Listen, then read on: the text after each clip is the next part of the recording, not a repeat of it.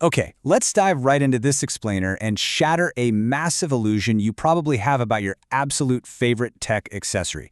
See, when you slip on a pair of high-end, noise-canceling headphones to escape, say, a crying baby on an airplane, you probably feel like you're retreating into this perfectly safe, impenetrable fortress of solitude. You just assume your headphones have built an acoustic brick wall around your ears. But the reality of what's actually happening inside those ear cups, it's way stranger and honestly, far more fascinating. So if I asked you how active noise cancellation, ANC, really works, you'd probably pick a physical barrier, like thick foam, or maybe you just write it off as pure tech magic. But the true answer is a complete paradox. To achieve that pristine, beautiful silence, your headphones aren't just blocking noise, they are constantly generating and adding more noise into your ear. I know, right? How on earth can adding noise create silence? Let's start with part 1, the sound shield myth. Most of us think of noise-canceling headphones as a literal shield for our ears, but that's actually just passive isolation. Passive isolation is what cheap earplugs or thick earmuffs do. They rely purely on physical materials to block sound waves. But active noise canceling, that is a completely different beast. It doesn't just sit there and block. It's a dynamic electronic system that actively hunts down noise to mathematically erase it. Basically, passive is preventative, active is subtractive. Moving on to part 2, fighting sound with sound. To really wrap our heads around this subtractive system, we have to stop thinking of sound as those little squiggly lines on a screen. Instead, picture it as traveling zones of high and low physical air pressure. When an airplane engine roars, it sends out a high-pressure wave. And this brings us to a brilliant concept called destructive interference, which, fun fact, actually dates back to a 1936 patent. If your headphone can measure that incoming high-pressure wave, it can instantly manufacture the exact opposite, an inverted, low-pressure wave. An anti-sound. When the noise and the anti-noise collide, they push and pull in exact opposition, averaging the physical air pressure out to zero. And zero pressure variance? That means absolute silence.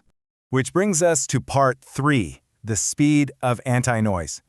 Pulling off this acoustic magic trick requires timing so incredibly perfect, it makes a video game speedrunner look like they're moving in slow motion.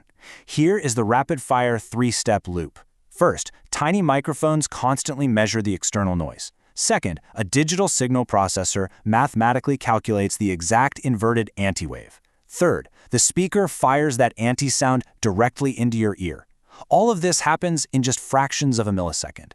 If the system is late by even a hair, it won't cancel the noise. It might actually amplify it. All right, part 4, feed-forward versus feedback systems. To gather all this critical intelligence without messing up that ultra-fast timing, audio engineers have to place their listening microphones in very specific battle positions. If we look at some architectural research from Listen Inc., there are 2 main acoustic strategies here. A microphone placed on the outside of the ear cup is known as a feed-forward setup. A microphone placed on the inside, pointing directly at your ear, is a feedback setup. Now, each position comes with some pretty huge trade-offs. Feed-forward mics on the outside catch the noise early, which gives the processor maximum time to react, but they are totally exposed to the elements like howling wind. Feedback mics on the inside, on the other hand, are incredibly accurate because they hear exactly what your eardrum hears. The danger there? The mic hears your music, too. The processor has to work overtime to make sure it doesn't accidentally cancel out the bass line in your favorite song. That is exactly why the absolute best consumer headphones today use a hybrid system, combining both microphones to get the best of both worlds. Part 5, why some noises survive. Okay, so even with these incredible hybrid microprocessors, you've probably noticed something annoying. Your headphones are absolutely amazing at deleting a train's low rumble, but a coworker talking or a coffee cup clinking? That slips right past the defenses. Why? Well, it comes down to the limits of physics. Low-frequency hums have these long, repetitive wavelengths that the processor can easily predict and invert. But high-frequency sounds, like a sharp keyboard click, have thousands of highly unpredictable wavelengths per second. The processor literally cannot calculate the anti-noise parry fast enough. Plus, if the physical seal around your ear is leaky, maybe because you wear thick glasses, the math gets thrown off completely. This is exactly why ultimate quiet requires a stacked team. You need strong passive isolation, high-quality foams, to physically block those unpredictable high-frequency spikes before they even enter the ear.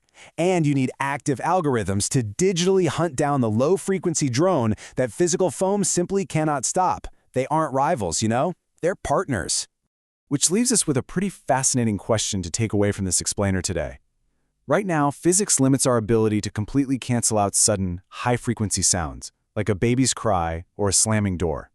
But as digital signal processors become infinitely faster and predictive AI algorithms become way more sophisticated, will we eventually reach a point where our headphones can synthesize an anti-wave fast enough to erase a baby's cry in real time, right out of thin air?